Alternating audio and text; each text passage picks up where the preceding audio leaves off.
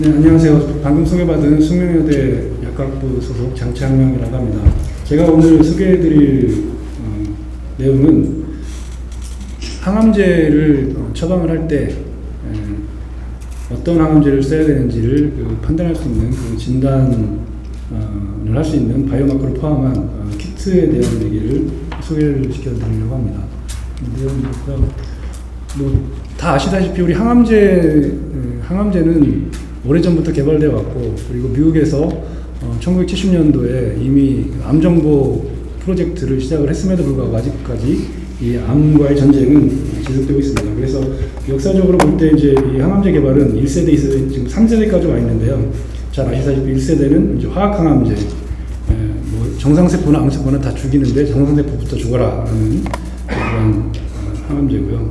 그 다음에 2세대, 이러면 부작용이 너무 크니까 정확한 타겟을 발굴해서 암세포만 죽이자라는 노력으로 표적항암제가 개발되어 왔습니다.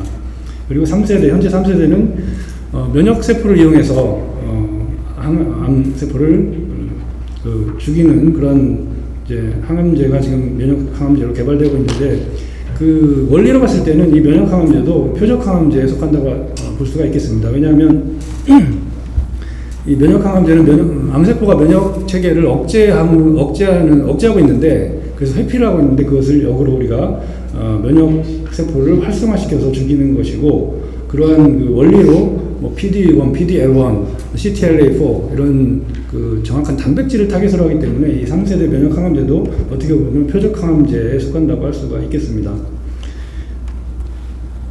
그래서 이런 그 항암제들이 있는데, 이런 항암제들 중에 이 표적항암제는 동반 진단할 수밖에 없는 그런 상황입니다. 왜냐하면 이 표적항암제는 아까 말씀드린 대로 어떤 특정한 단백질을 타겟으로 하는 항암제이기 때문에 그 단백질이 있는 환자에는 그 표적항암제를 쓸 수 있고, 없는 환자에서는 쓸 수 없기 때문에 이 동반 진단이 표적항암제에 있어서는 필수라고 할 수 있고, 그렇게 이제 동반 진단 키트가 당연히 개발이 되어지고 있습니다. 물론 이제 그것 이외에도 다른 여러 가지 그 외에 횟수에 관여하는 단백질들이 있냐 없냐를 따져서 동반 진단 키트가 계속해서 개발되고 있는데, 이 일반 항암제, 케모세라피로 얘기하는 이 화학 항암제 같은 경우는 표적이 똑같습니다. 표적이 똑같기 때문에 이 동반 진단은 지금까지 거의 개념이 정립이 되어 있지 않다고 해도 과언이 아닙니다. 왜냐하면 먼저 이 화학 항암제를 보면 알킬레이팅 에이전트, 그리고 엔타이 메타볼라이트, 토파이소머레이즈 이니비터, 이 세 개는 DNA를 타겟으로 하는 거거든요.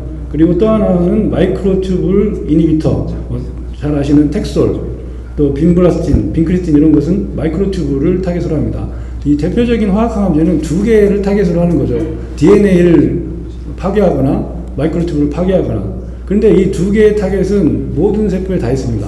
모든 암세포에 다 있기 때문에 뭐 다 타겟을 가지고 있으니까 동반 진단이 필요 없지 않냐, 이제 그런 개념이 사실은 우리 잠재된 그런 생각이었고, 그렇기 때문에 치료되면 다행이고, 부적합하더라도 그럼 항암제 1차 항암제는 실패다. 그럼 2차로 가자, 3차로 가자. 이렇게 되어 왔습니다.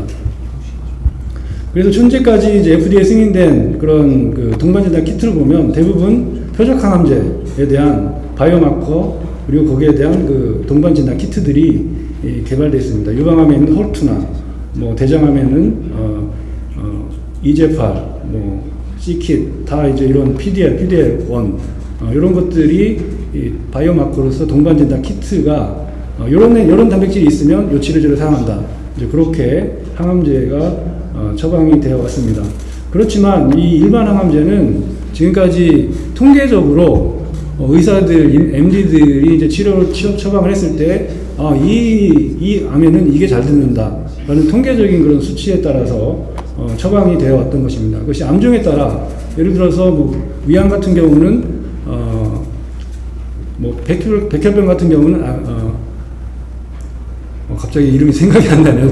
긴장을 해서 그런 여러 가지 아자세티딘, 데오시티딘 뭐 이런 것들이 사용됐고, 뭐 뇌종양에는 테모졸로마이드 이런 식으로 각 종마다 잘 듣는 항암제들이 이미 MD 병원들마다 또 의사들마다 통계적으로 다 정해져 있는데, 그렇지만 그 항암제들이 모든 그 환자들에게 다 효과를 나타내는 것은 아닙니다. 네, 그래서 이제 저는 제가 이제 이것을 타깃으로 한 건 아닌데, 제가 연구를 하다 보니까 이제 이쪽 관련 마커가 발견이 돼서 개발을 하게 됐고, 항암제 시장 비중을 봤을 때 그 블루가 화학항암제인데, 여전히 화학항암제가 거의 4분의 1을 차지하고 있습니다, 시장에서. 근데 이 단가로 보면 이 화학항암제가 뭐 표적항암제나 면역항암제에 비해서 거의 5분의 1에서 10분의 1, 굉장히 단가가 싸기 때문에 처방 건수로 보면 5배에서 10배 정도라는 얘기죠. 그렇기 때문에 그런 그 횟수로 본다면 여전히 굉장히 메이저하고, 그 다음에 대부분의 항암 치료에 있어서 1차 치료제는 대부분 화학항암제를 먼저 시도를 합니다. 그래서 듣지 않았을 때 이제 2차, 3차로 가는 그런 상황이기 때문에 1차 항암제에 대한 그 독성 또는 그 반응성의 향상은 여전히 저희가 숙제로 가지고 있다고 할 수가 있습니다. 그래서 제가 왜 이것을 우연히 발견하게 됐냐면, 저는 이제 분열하는 세포에 대한 연구를 하고 있는데, 항암제를 처리했을 때 지금까지 잘 알려진 것들 중에 하나가 분열하는 세포가 이상하게 변형된다는 것이 알려져 있습니다.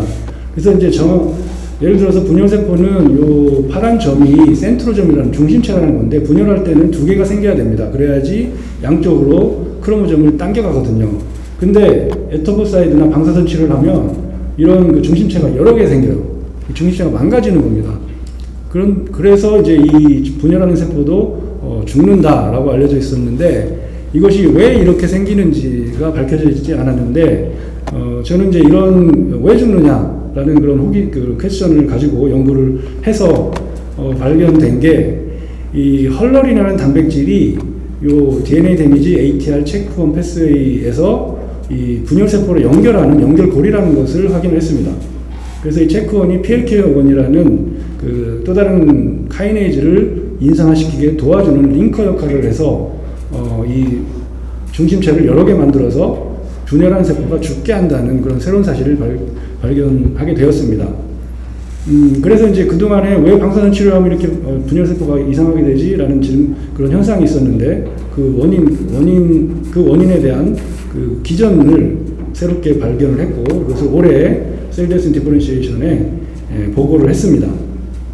그래서 저는 이걸 발견하면서도, 이게 원래 우리가 항암제를 처리하면 보통 분열하지 않는 세포가 죽는다고 알려져 있잖아요.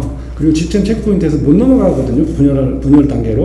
그래서 저도 뭐 이런 게 있어도 뭐 한 10%, 20% 정도 되지 않을까라고 해서 확인을 해봤는데, 이 에토포사이드를 처리했을 때 정상세포는 다 죽거든요, 100%. 다 죽는 그런 용량에서 이 헐러린, 저희가 발견된 헐러린이라는 단백질을 낙다운 시켜봤더니 한 50% 정도가 안 죽는 것을 발견했습니다.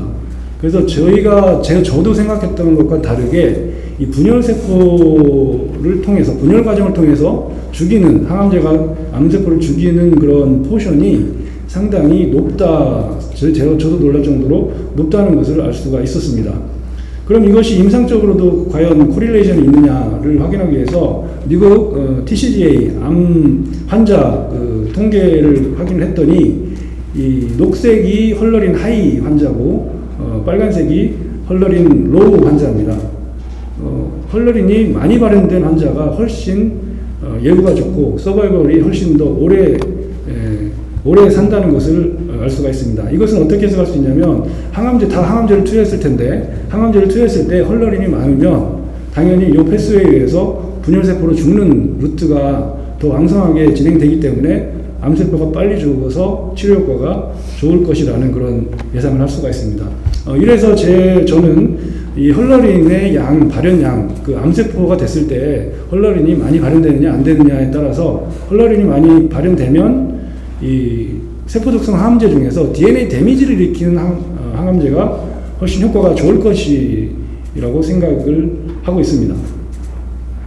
네, 그래서 이제 제 생각에는 이 헐러린을 1차 암 환자가 병원에 방문했을 때 1차적으로 헐러린의 발현량을 측정을 하면, 이 환자에게 어떤 1차 항암제를 투여할 것이냐, 아까 보여드린 대로 1차 항암제의 대부분이 DNA 데미징 에이전트입니다. 그런데 헐러링이 낮은 환자에게는 이 DNA 데미지 에이전트를 처리하면 효과가 적을 수밖에 없을 것입니다. 그럴 때는 텍소를 처리하는 게 훨씬 효과적일 것이고, 그 다음에 이 헐러린 발현이 높은 환자에게는 텍소보다는 이 DNA 데미지 에이전트를 처방하는 것이 훨씬 더 효과적일 것이라고 생각을 합니다. 그래서 이러한 원리로 일단은 그 TCG에 의해서 확인된 자궁경부암, 췌장암, 신장암에서 1차적으로 그 진단 키트를 적용할 수 있을 것이고, 이제 다른 암으로도 통계적인 그런 분석을 통해서 확대 적용을 해서 환자 맞춤형 그 항암제 처방을 1차 항암제 처방에도 동반 진단 키트를 사용을 할 수 있지 않을까, 그렇게 기대를 하고 있습니다. 이 동반 항암제 시장은 이제 글로벌 정밀의료는 이제 유전자 분석뿐만 아니라 여러 가지 바이오마커들을 이용한 그 환자 맞춤형 치료인데요. 이런 시장이 점점 그 연간 13.3% 성장률을 보이고 있고, 2025년도에는 한 1,300억 불 정도로 시장을 예상을 하고 있고, 그래서 이런 것들이 현재는 이제 바이오마커들이 많이 발굴이 돼서 조기 진단을 하기 때문에 암 환자들은 많지만 치료 효과는 또 좋아지고 있습니다. 거기에 플러스 동반 진단을 해왔는데, 이것이 표적항암제나 면역항암제에서만 되어 왔는데, 저는 이 1차 치료인 그 화학항암제에서도 이 동반 진단을 해서 훨씬 더 그 치료 효과를 높이면 치료 효과도 높이고 그 부작용도 최소화할 수 있는 이제 그러한 그 방법이 될 수 있지 않을까, 그렇게 생각을 하고 있고요. 그다음에 이런 연구의 이런 연구가 근거가 있는 또 하나의 이유는, 저희가 이런 그 연구를 통해서 헐러링과 PLK1이 굉장히 중요한 항암제 반응성에 중요한 역할을 한다고 생각이 돼서 추가적으로 연구를 하고 있는 것은 백혈병에서 저항성을 나타내는 그런 환자들에는 여기 PLK1이 증가되어 있는 현상을 발견해서, 이 PLK1이 여기서는 PLK1을 억제하는 패스웨이거든요. 근데 PLK1이 증가를 하면 이 패스웨이가 또 극복이 됩니다. 그래서 아자시스틴, 데옥시스틴에 대한 그 저항성을 나타내는 원인이 바로 이 패스웨이가 블럭이 되기 때문이라는 것을 확인했고, 그 사실을 통해서 또 백혈병의 병용치료제를 지금 개발을 진행 중에 있습니다. 네, 그래서 현재는 논문 발표를 끝냈고요. 국내 출원이 끝난 상태이고, 이제 기간이 되면 PCT 출원과 기술 이전을 진행할 예정입니다. 예, 감사합니다.